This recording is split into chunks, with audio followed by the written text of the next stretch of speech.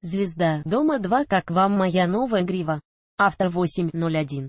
2020. Марина Африкантова не раз отмечала, что испытывает тягу к смене образа и мечтает восстановить волосы, но в итоге дело все равно оборачивается наращиванием. Так случилось и после новогодних праздников. Апостроф, закрывающая круглая скобка, точка с запятой, закрывающая фигурная скобка.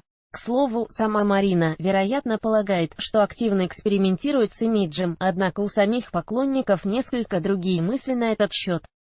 Некоторое время назад Марина заявила, что намерена вносить радикальные перемены в образ, но в итоге все привело к тому, что она вернулась к давней хорошо знакомой ее фанатам прическе. Девушка вновь начала носить длинные блондинистые локоны. Конечно же, подписчиков, которые рассчитывали на радикальные перемены, возвращение к уже привычному образу несколько разочаровало.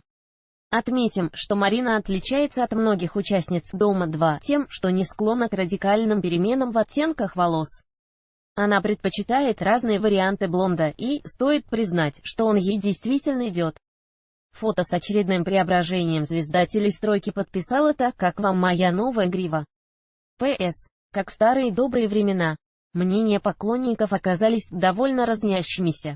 Одни высказались довольно категорично, правильно подмечено: грива, волосы от покойницы нарастила, сама лысая, такое счастье не видеть себя на Дом 2, ничего нового, как обычно. Все, впрочем, нашлись и те, которые остались довольны увиденным. Отличная грива, просто шикардос. Марин, тебе очень идет светлый цвет волос, Маришка, ты красавица, и это не осуждается, очень красиво, мне нравится. Но все это, к сожалению, не настоящее, и так далее.